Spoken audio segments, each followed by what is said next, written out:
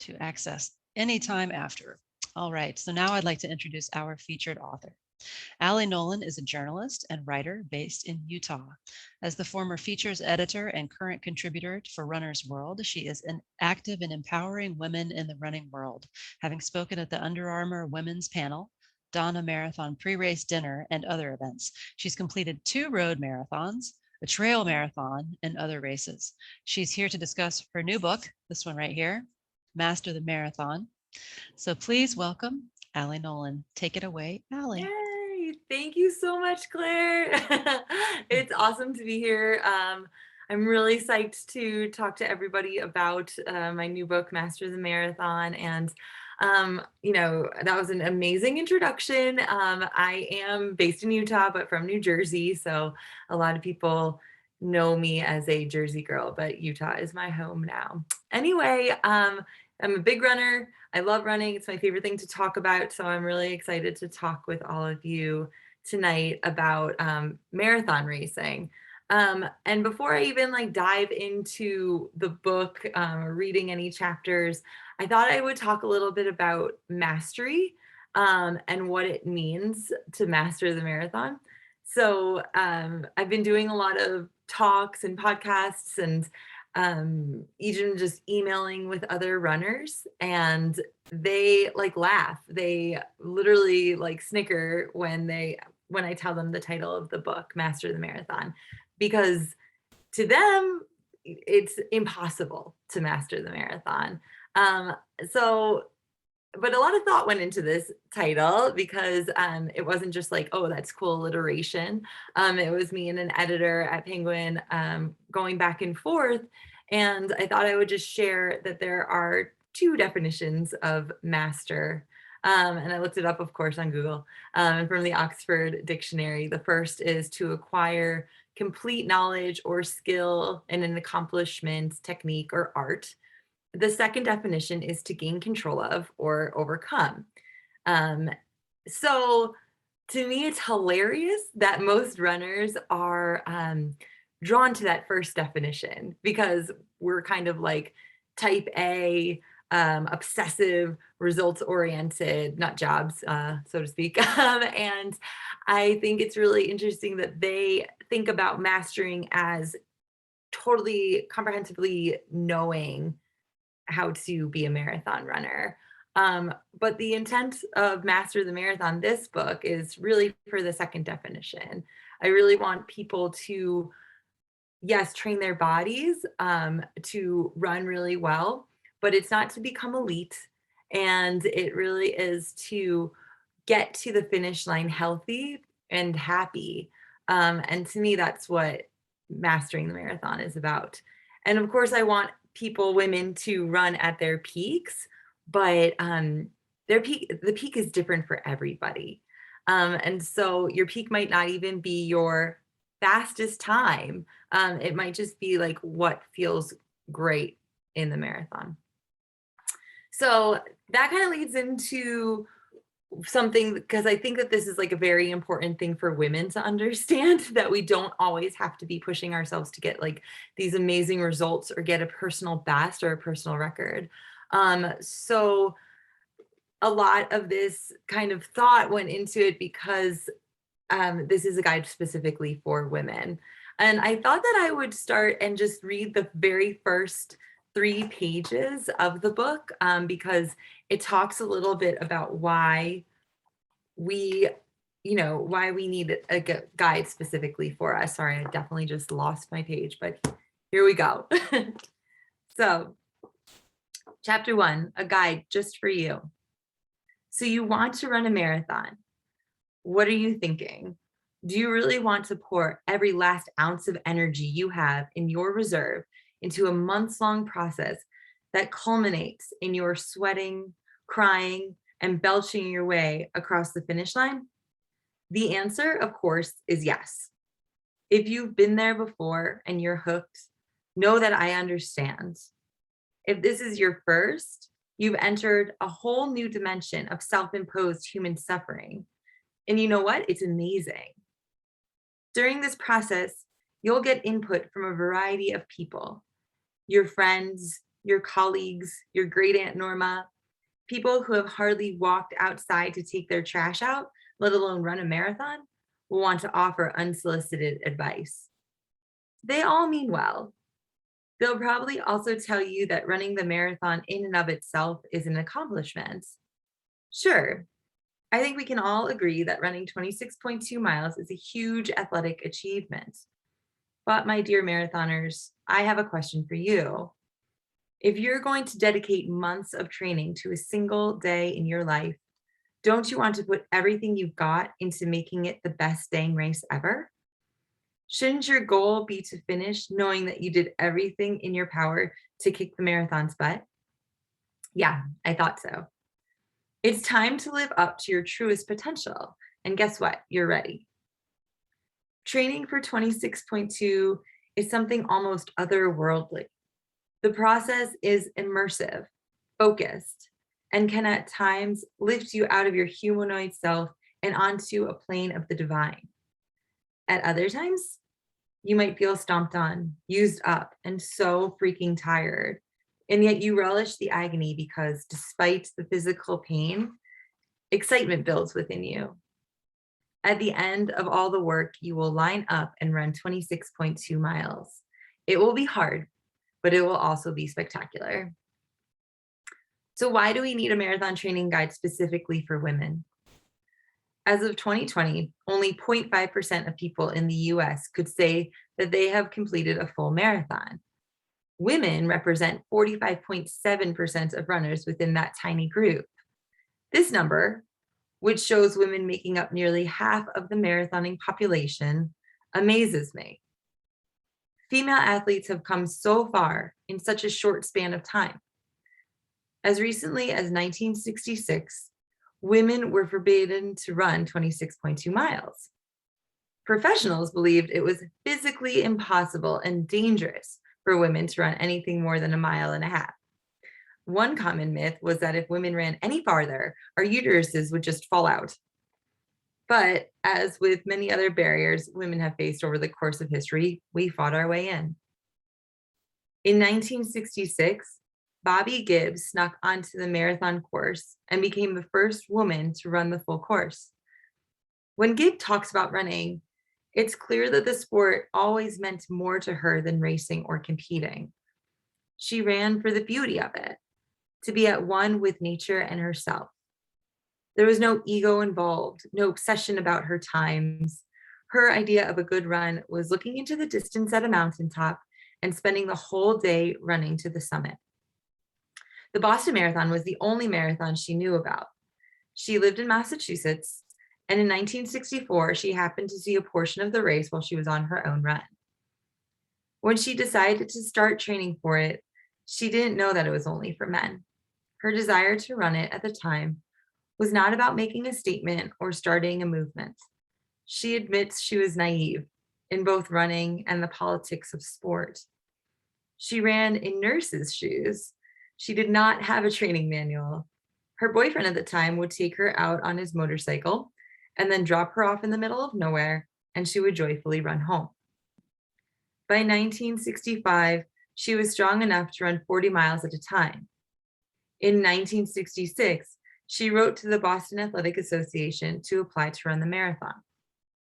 Will Cloney, the race director, rejected her application. He wrote back to her and said that women were not physiologically capable of running 26.2 miles and that the rules said they were not allowed to run. She was shocked. Of course, it was possible for women to run 26.2 miles. Bobby continued to train, now aware that this was bigger than her and her ambition to run the marathon. The day of the race, her mom dropped her off at the start. She hid in the bushes until the gun went off, then jumped into the pack. Her final time was 3 hours and 21 minutes, which, by the way, is like super fast. On the Boston course, which is notoriously hilly and difficult, this is an incredible feat, and she finished ahead of 2/3 of the field. Bobby set the sport free that day, though there would be struggles for equality for years to come. In fact, the next year, women were still not allowed to run the Boston Marathon. Bobby ran without a bib again, but another woman, Catherine Switzer, applied to run the marathon under a pseudonym, a man's name, to conceal her identity. She was assigned the bib number 261 and arrived at the start proudly sporting it across her chest. Bobby's under-the-radar run had gained press attention and even support from some runners, and the marathon officials turned a blind eye. But it seemed that Catherine's open defiance of the rules posed a real issue for the race director, Jock Semple. He charged out onto the race course and tried to rip the bib from Catherine's sweatshirt. A big man, a huge man with bared teeth, was set to pounce, and before I could react, he grabbed my shoulder and flung me back, screaming, "Get the hell out of my race and give me those numbers," Switzer writes in her memoir, Marathon Woman.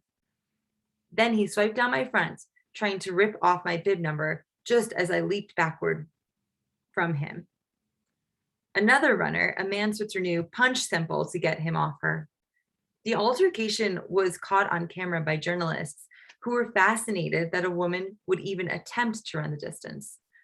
Bobby Gibbs and Catherine Switzer's boldness helped pave the way for female runners, but it took time. Nowadays, female distance runners are finally getting the positive attention and respect they deserve. The elite and sub-elite women are getting faster and faster. Many of them, who are experts you'll find in these chapters, have focused on what makes female runners different and use that information to enhance their abilities. I want to reiterate my previous sentence. Female runners are different from male runners. For too many years, women runners have followed the men's playbook. Most of the popular and respected training manuals are by men. And indeed, they are experts when it comes to how men can and should train. But due to some of the biological differences between women and men, there are also differences in the way that women and men run. We have smaller hearts, which means our intake of oxygen is less than men's, which contributes to our on average slower speeds. While this is just a biological difference, not an inherent flaw, women can take action to boost their aerobic capacity, and you will find a great deal of training to do so in this book. In terms of strength, a study in the Journal of Applied Physiology, I can never say that word, Physiology, found that men had an average of 26 pounds more skeletal muscle mass than women. Women also exhibited about 40% less upper body strength and 33% less lower body strength on average. Women can benefit and see faster results when they integrate a targeted strength program into their marathon training plan. The majority of recreational runners are heel strikers, which means our heels are the first thing to touch the ground. Forefoot striking, landing more in the center of your foot, is optimal. More women are heel strikers than men. And while that doesn't bode well for momentum, it isn't the worst thing in the world. But we do have to take extra care of our feet, ankles, and lower leg muscles. None of these things makes us better or worse runners. We are different. Well, wait, we are actually better at endurance and pacing, according to a study out of Marquette University. All this to say, women shouldn't follow the exact same training regimen as men. We need training programs tailored to our bodies, to our unique strengths and weaknesses, so that we can avoid injuries and run at our peak. The programming in this guide is made especially for women. So that is something. I just want to share a quick few slides with you. If I can find them, sorry. Share. So just some fast facts. I thought it would be cool to just show that Catherine Switzer image of her literally getting pulled off of the race course in Boston. It is one of the most inspiring things to see, and she continues to be an inspiration to all female runners. And Bobby Gibb, who flies a little bit more under the radar, but is a amazing runner and artist, and just a really cool person. Here's her running in her nurse's shoes and apparently a pair of khaki shorts. So other fast facts about women running. In 1984, that was the first year that we ran in Olympic, or not we, elite women runners ran in the Olympics, which is crazy. This is Joan Benoit Samuelson right here. She's the American woman who won that. It was in LA. But that was So, that wasn't that long ago. And there's only been 10 Olympic marathon races that women have participated in. So it's just kind of mind blowing to think that we have so much more we can do in this sport. We haven't been running it for such a long time. Our average time is 4:56:21. So that's pretty mid pack. A lot of people make it a life goal to run under 4 hours. That's where I am. And then even more, try to run Boston qualifying times, which varies by age and is very hard. I have never gotten close, but maybe one day. You never know.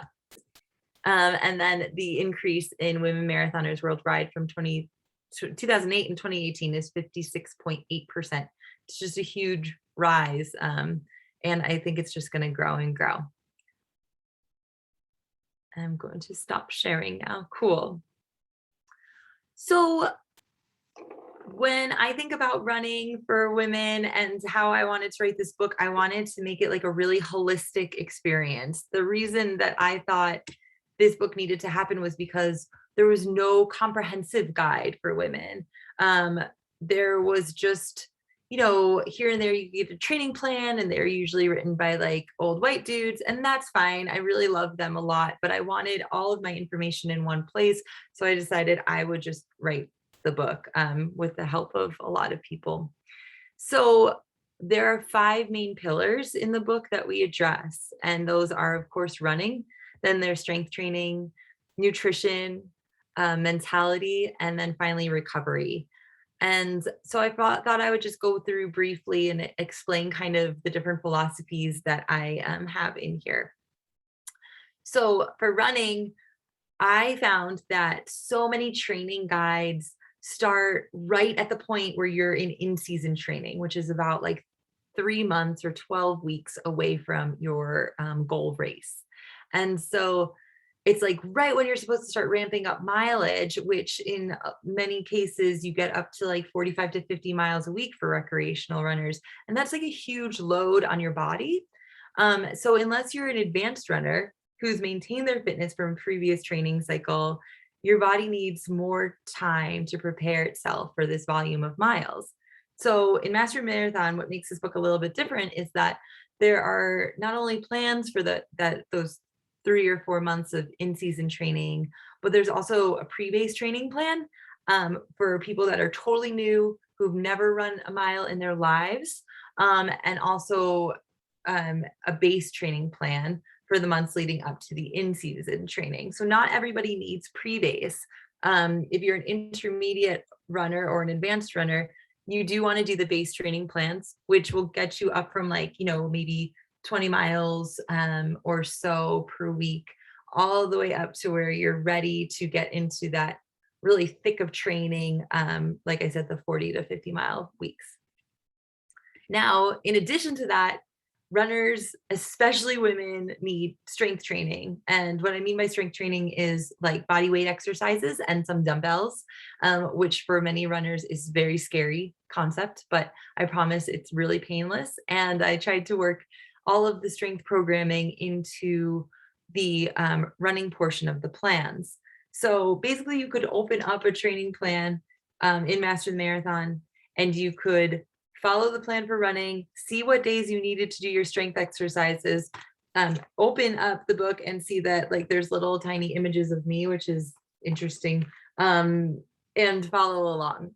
And it's really not hard exercises. And I think that they don't get boring because you are mixing it up. There's like multiple strength programs. And I think that, you will find I address a lot of the challenges women have or aversions they have to strength training. For example, women might think that they get bulky, but it's very, very difficult to build muscle mass, and that will rarely happen. And some women are afraid of the gym. So I offer some strategies that will either make you less afraid or will help you, maybe just find like some gym space in your home. The next really important pillar of marathon training is nutrition. This is like such a huge one, and it's very individualized. But I will tell you, like, one thing that I learned in writing this book and talking to multiple nutritionists and dietitians is that most women, when they start marathon training, they don't consume enough calories. And I think, like, a lot of people have this goal of losing weight while marathon training, and that's great. And I'll get into goals in a second too.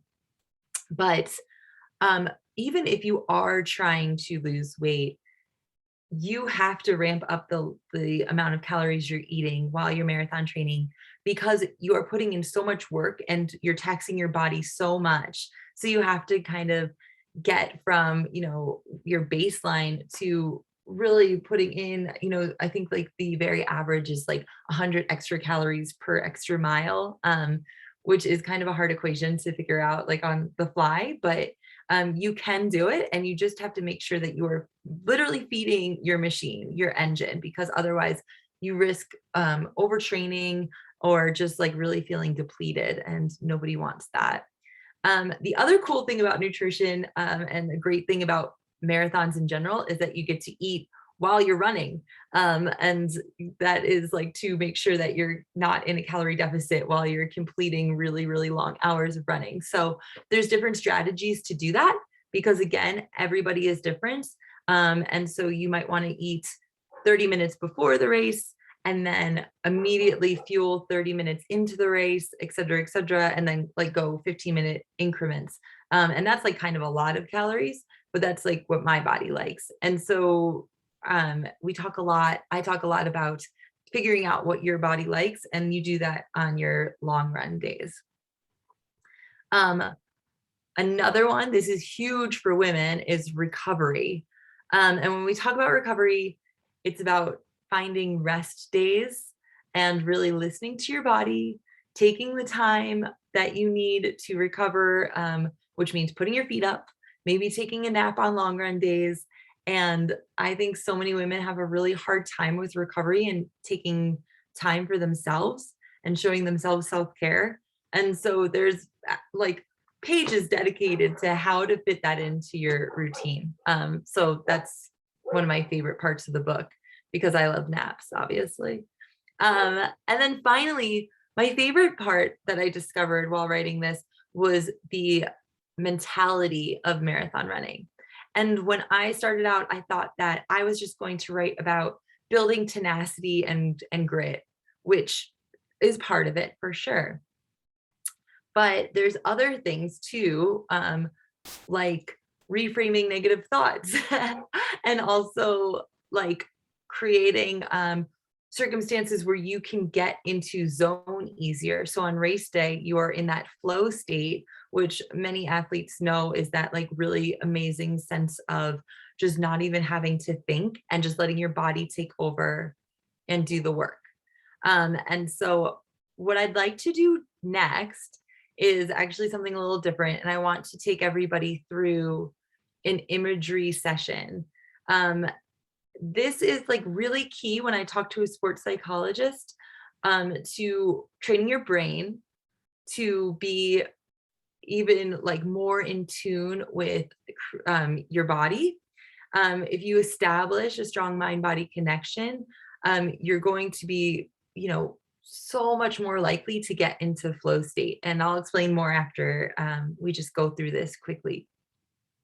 So this is in one of the sections of the book. If you have it already, it's on page 91. And I'm going to be like mushing exercise 1 and exercise 2 together just for the sake of, because I'm talking to you in real life.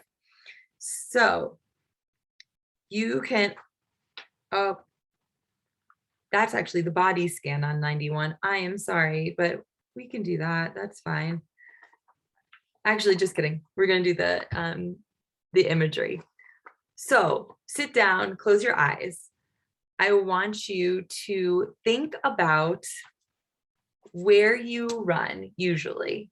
So think about, or where you walk, even if you're just starting with walking. So think about like maybe the top of your driveway, if that's where you go out.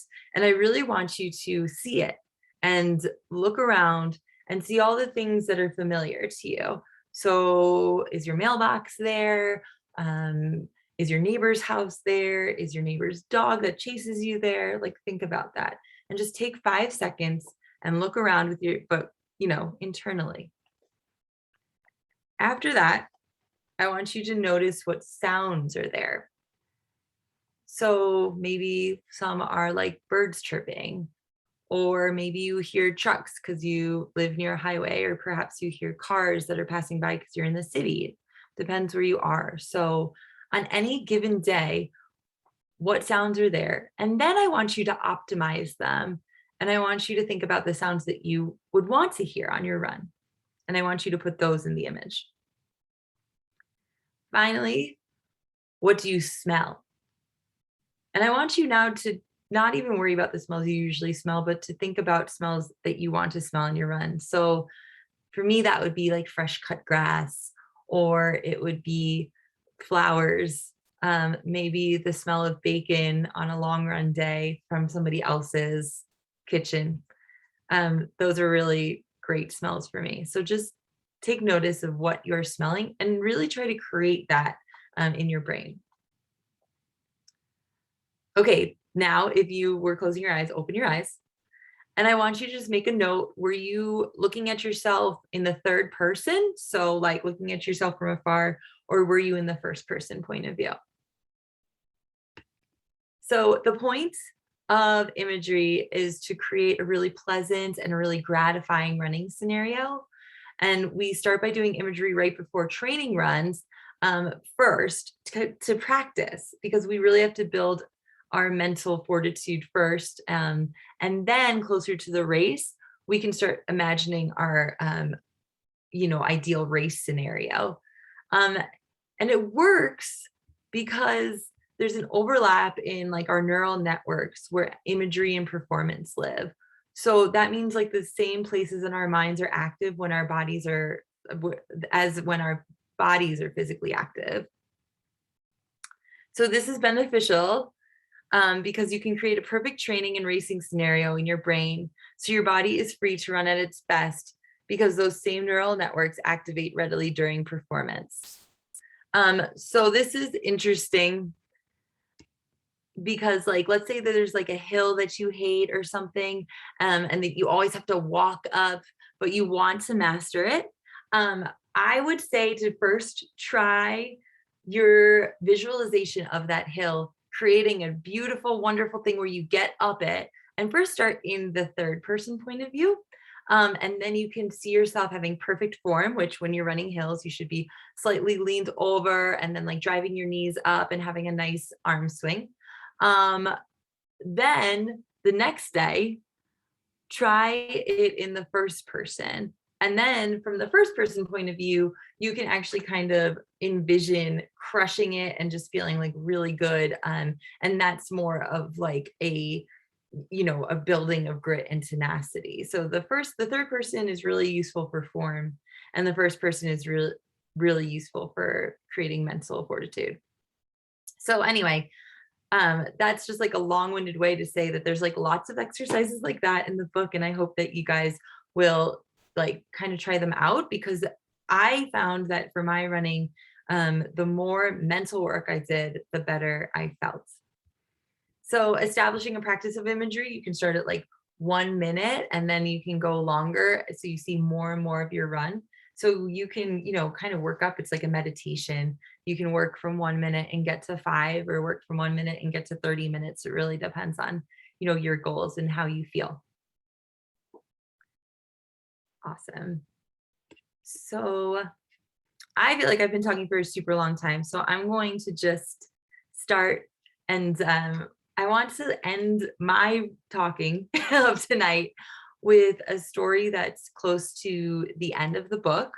And it's going to basically sum up why I am so obsessed with training well, with being patient, with listening to your body, and training your brain, and for having self-compassion.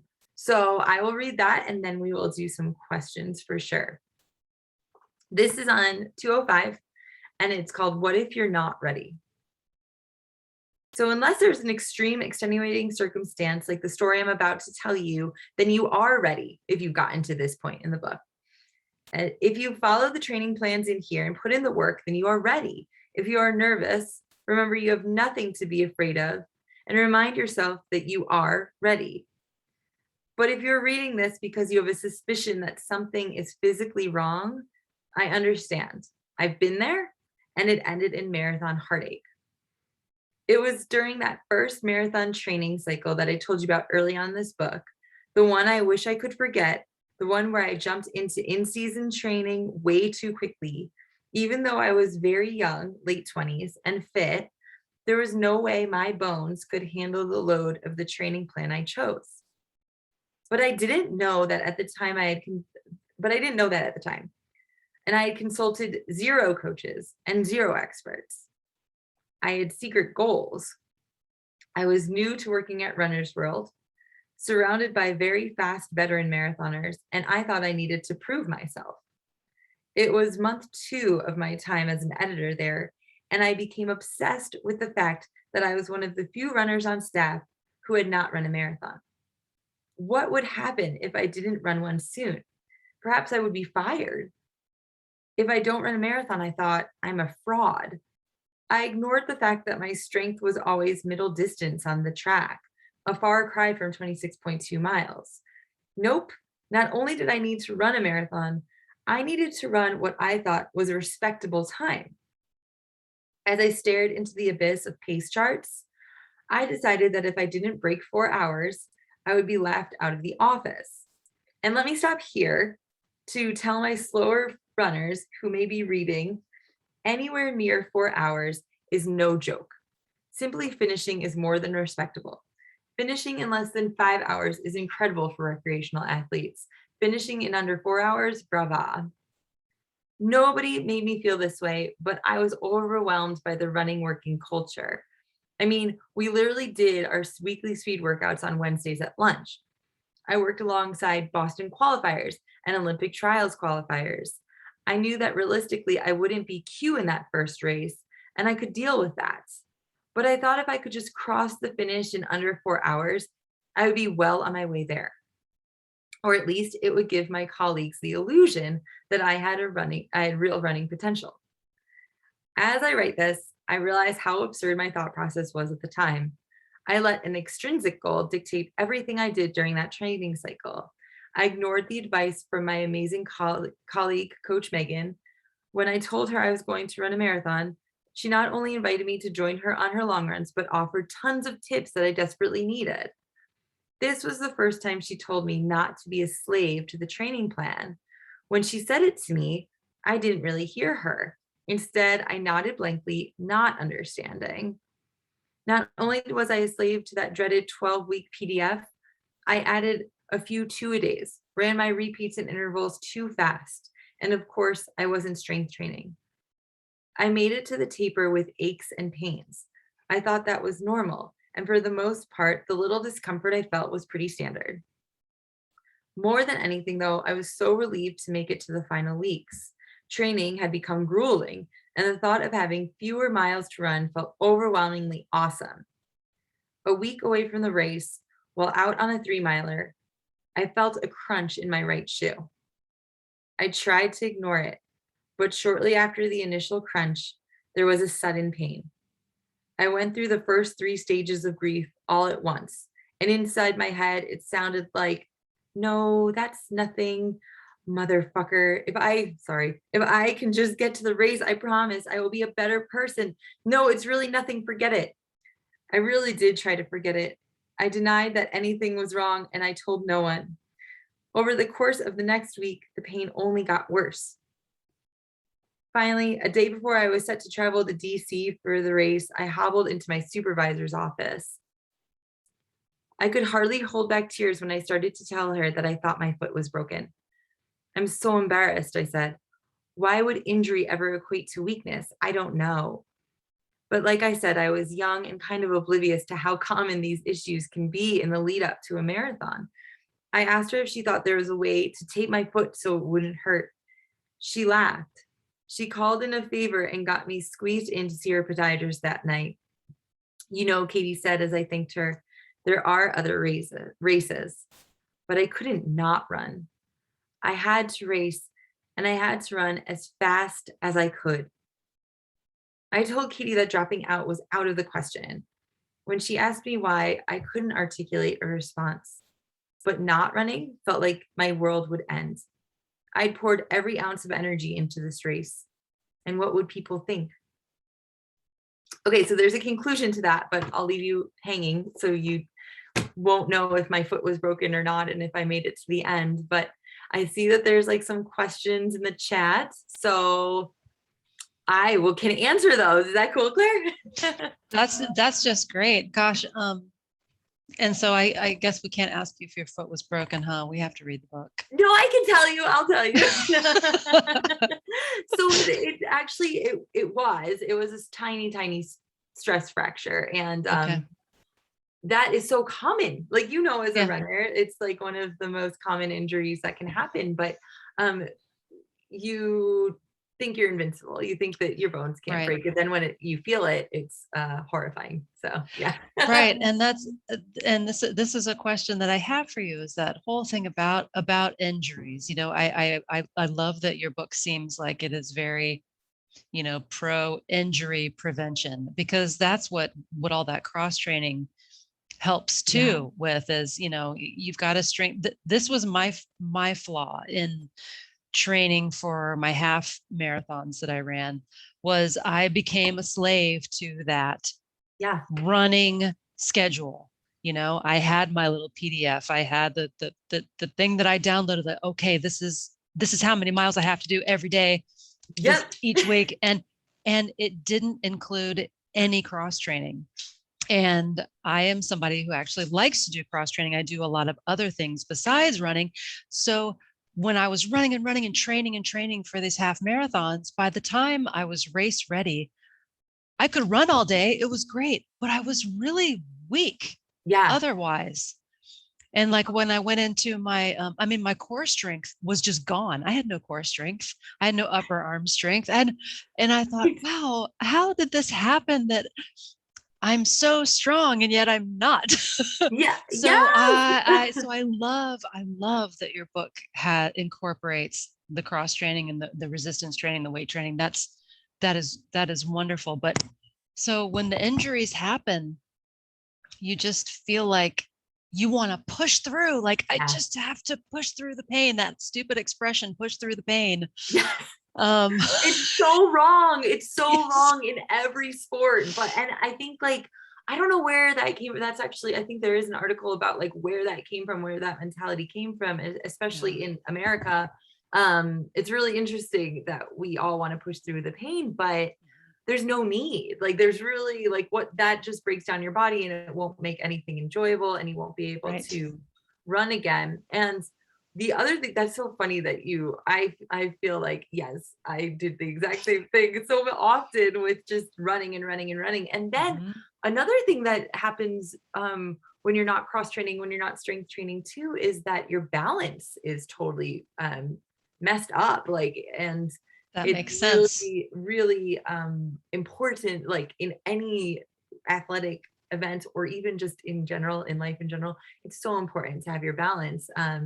So yes, having a, kind of a built out plan is, I think, also, to me, like mentally stimulating as well, instead of just running day after day. Absolutely. I could agree more. So yeah, let's approach Brian's question. So the first one about what should I eat after a run? That's an excellent question. That is a great question. I love that question. Obviously, ice cream. No, I'm just kidding. Don't do that. Yes. Yeah, I know, right? Good answer.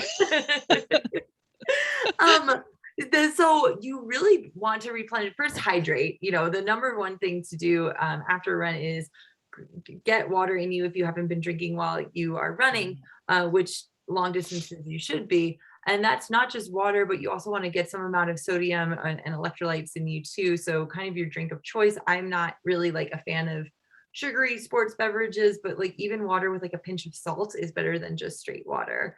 Oh, interesting. Okay. Isn't that, yeah, I learned that from a nutritionist lately, and I was just like, aha, or so it really makes a difference because you're so depleted. Then you want to get calories in you kind of right away. And some people like protein drinks, and that's totally fine because that is fast acting. It will immediately repair your muscles. And so that's something I turn to after a long run, where I will be like, okay, I'm just gonna like chug this down really fast. It's calorie replenishment right away, so I'm not going to be tired. Um, Mhm. and then and then that also helps with like the choosing the right thing to eat afterwards, which is just your typical balanced, protein, um, some amount of carbs, healthy carbs, so broccoli or spinach or whatever, and then some sort of starch. And brown rice for me is kind of the go-to with that. You don't, you know what? There are some people that are running marathons as keto athletes right now, and that's really cool. That's not something I would advise without having a nutritionist in your corner, because it's very, very difficult to run on Mhm. fat and protein. But anyway, so yes, get in your protein drink quickly so then you can make a really good decision about a healthy meal. And I would say like you want to do your protein 30 minutes within that 30-minute window, and then your bigger meal within a 2-hour window after. And that's for the long run. Your 3-mile run, you kind of just want to do something similar, but just eat like a normal person, I guess. Well, I'm wondering, so what's the thinking behind, I feel like at the end of races, it's always the same collection of foods there for you when you cross the finish line. It's Oh, always bagels, yep. bananas, Yes. oranges, Yes. um, Yes. maybe some kind of peanut butter thing, but it's Yes. always bagels. Why are there always big? I'm like, that is like honestly like the worst carb they could include, but whatever, fine. So yeah, if you love a bagel after a big race, like cool, go for a bagel. But like the better thing to do would be to grab that banana and grab a nut butter if they're offering that, because Yeah. that's going to be a better, you're going to get some vitamins at least, and then Mhm. you are going to have like the carb and fat ratio, um, which like the carb fat protein ratio, that's kind of like that magic thing that satiates you and helps you continue about your life instead of like falling into a pit of despair, which is usually what the bagel will do to you, in my Right. opinion. Yeah. Right. Yes. Yeah. Yes. What are your thoughts on the things that that a lot of people consume during the race, like goo, gels, things like that? What are your thoughts on those? I love the gummies. That's my favorite go-to. I I like the think gummies too, I but think it's most just like people. candy. That's Yeah. why I like them. Yes. And some people like do just eat like straight up gummy bears or straight up jelly beans, and like more power to them. That's fine. I like the jelly bellies that have caffeine in them for longer Okay. races. Um, Goos for me personally, this is very, very personalized. And that's why I Mhm. say like test it out on your long run days, because Right. otherwise you could have like a poop in your pants incident, which happens to runners, just Mhm. does. But so there's goos that are kind of gross and taste like slime. And I used to like those a lot, but then I discovered the gummies.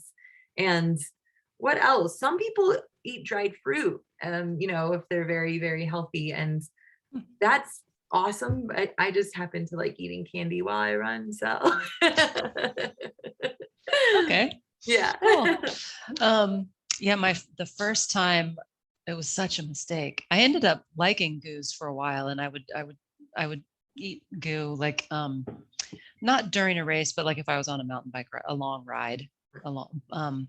But the very first time I ever had a goo was during a mountain bike race, and that was a huge Oh mistake. You don't no. try something for the first time in a race. That I feel like that's the kind of the number one rule. Don't do anything different. That's right. That's such good advice. And Don't like ever decide to mix it up on race never. day. Never. But why is it so tempting? I feel like you go into the expo maybe and you like get a free Yeah. sample, or Yeah. like that happens often. Or you go into the expo, especially at these big races. Anybody who doesn't know what an expo is like this magical universe of all the running or biking stuff you could ever need. Yes. All the And swag, all the product. it's Yes. so good. And sometimes like a shoe sponsor is there, so you buy like a new pair of shoes, and I've seen runners go out wearing a new pair of shoes, and you're just like, don't don't do that to No. your feet.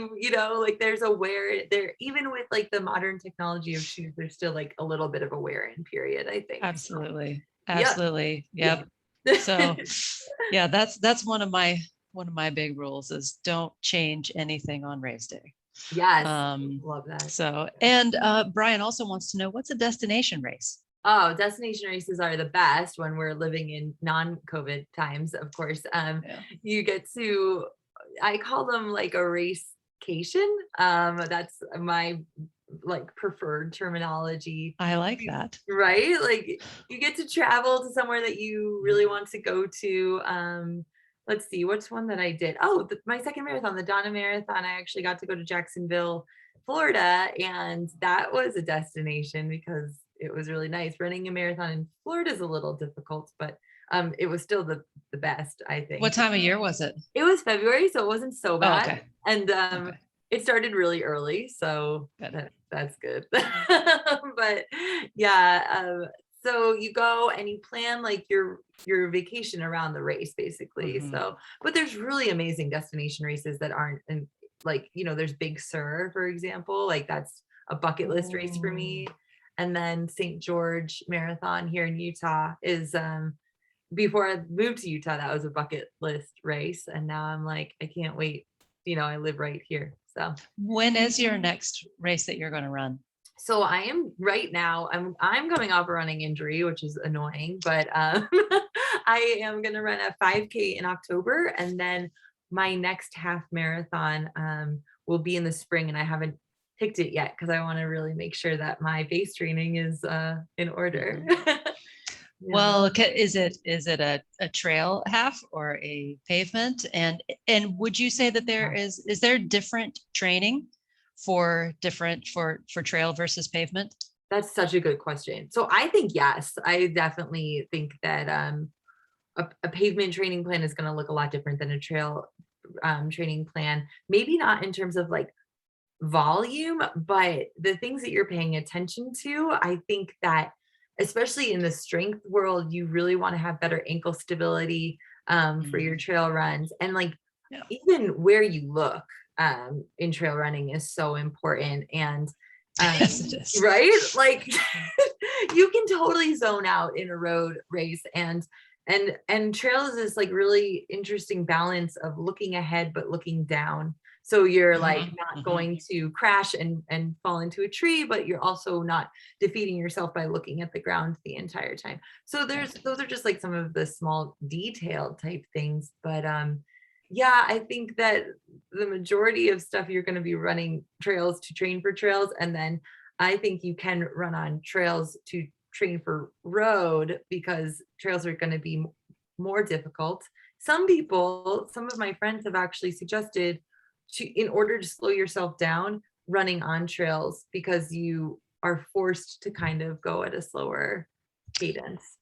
Oh, interesting. Yeah. Okay, cool. So maybe I'll try that. Yeah, there you go. Laurel would like to know if you have any recommendations for those of us with knee strength issues. Yes. So is it knee strength issues or knee pain? I can kind of address both, but if Laurel Says wants knee to, knee strength. I don't know strength, if Laurel, if you want to put in the chat, yeah, let me if you're know. specifically talking about pain or injuries or Yeah. just A strength. little of both. Same. I got you. Okay. Okay. So, well, to start with, is one of the most common things that runners experience is like this pain on the outside of their knee, and that's like an IT band usually. Right. Usually, Yep. like I don't want to diagnose anybody, and that comes with strengthening or stretching your IT band, which is literally crossing your legs and kind of going. That's what you had. Okay, cool, Laurel. Yeah, I got you. I'm gonna just like flip in my strength version. There are so many things you can do for knee strength. The IT band stuff, really, if you cross your legs and just strengthen out like that and really stretch that side of your body, that is going to keep that looser. Um, I don't recommend rolling an IT band. I think that that is not ideal. I know. People are shocked by this. And I am yeah, completely shocked by that because I had IT band syndrome, and that was the thing that I was told to do the most. oh And my no. coworker, who's training for the Boston Marathon, Oh, nice. currently has IT band syndrome, and she has No. been told To roll to and roll roll it and out. roll. So Yeah. I work with a PT, which I am like very fortunate to be able to go see this guy once a week. But like he's like, because you're kind of targeting, you want your IT band to be tight. Actually, you want it to kind of have tension in it. So Okay. if you are getting into those fibers in the wrong way, it can lead to kind of like just problems. I don't want to Huh. like misquote him. So Right. Sure. he's great in doing the trigger point. So sports massage is like a Mhm. better definitely like a better method than just like rolling out your IT band kind of haphazardly, I guess. This is interesting. Okay. I truly, yeah, now I'm like, I'm sorry to ruin all those. But then, so IT bands also like strengthening the area around the knee is really important. So your quads are a really good thing to focus on. And I recommend not doing just straight squats if you're really trying to target like knee areas, but like Bulgarian squats. So you're just doing like unilateral, bilateral, I'm not sure which one, but you're training like one leg at a time basically. So that like creates more of what you do in a running scenario. So Do you have a Bulgarian, picture of Bulgarian squats in your I'm book? gonna see, yeah, that's a I'm really good, looking. Low I'm looking. squat. Oh I'm man, not. I might not have the Bulgarians in here, but I can always Right. throw it in chat. And then I just passed my section on IT bands because that literally is one of the most common Uh-huh. injuries. So I don't want Yep. to just like sit here and And read the how book. long? I mean, that's one that goes on for weeks It can. if you try to run through it. Don't do Um, that. oh yeah. Yeah, no, no. Yes. Yes.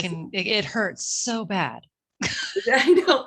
It really stinks. Like it's a really terrible injury to kind of deal with. But yeah, Laurel is saying like massage, strengthening, and stretching over rolling. Like I totally, yes, that is what I would do.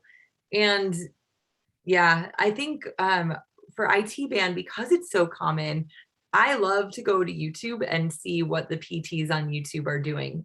Because there are some incredible people that are telling you how to remedy your situation. And before I had like a PT, I fixed my own hamstring by using YouTube. So yeah, for sure. Wow. Yeah. Cool. Huh. Wow, this is all fascinating to me.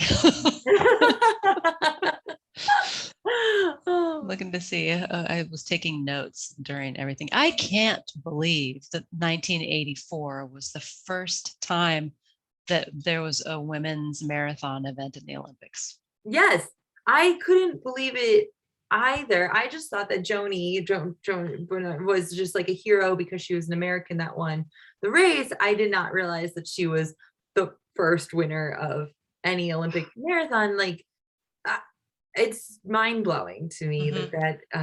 that how did that happen? I always kind Right. of wonder. It's crazy the whole thinking about around women's physiology, and that if we run, our uteruses are going to fall out. That's insane. Just It's can't. insane. I like think about, I was like reading some of this stuff where it was like, oh, it's gonna hurt your reproductive cycle, like, and for years, there was such controversy over running while pregnant for kind of Yeah. the same stupid thought process, where now we know that it's actually like really good for a pregnant woman to maintain her And I running. have to say that that is when I really started running more, was when I was pregnant. I ran as long as I could until my belly finally was like, no. No. Yeah. And then it was just like speed, like all just short of running. It was Yeah. like low impact. Um, but it just made me feel so much better when I Yeah. ran when I was in the early months of my pregnancy. There was, yeah, it was so beneficial to me in every way, mentally, physically, all of it. Yeah. Um, and we don't have very much time left, but can you talk about that mental, what, do you have any thoughts or anything to say about the whole thing about how running is so good for the mind? Yeah. Um, because I firmly believe that there's something specific to running, that you get into a mental state that is clarifying. Sparks creativity. Yeah. Yeah. What do you what do you think about that? Yes. Well, first of all, I don't 100% agree. And so chemically, we hear about these things called like endorphins or whatever that cause the runner's high, and the runner's high is like even beyond that, like the state of euphoria. But like even if you're not reaching a runner's high, after every run, your body is releasing endocannabinoids, which is like basically the good stuff in weed. It's your body's natural release of that. So you're getting like this very mild high after every run that you do. um and that's not like a high, like that's like your body thanking you for doing this work. It is like a natural stress reliever, literally, like chemically in our bodies, which is really cool. So that's where like that state of calm comes from. And just like that chill feeling. Or you could go the opposite route, depending on the day, and have more energy. I know that often for me, running gives me more energy. And so that's cool in the physiological sense. But like really, I think that we use running as a time to kind of organize our thoughts too. And so for me, like it's very important time and space where like I'm alone, and I can go inside, and it really is like a meditation. And so you do kind of start feeling like, okay, like things are in order, and I can handle this, and things that were huge problems become very, very small. So yeah, I think that that's a kind of a long-winded way to say like it is actually like scientifically beneficial for your Mhm. brain. Yeah. Yeah, it's extraordinary to me how many times I come out of a run with solutions to problems Yeah.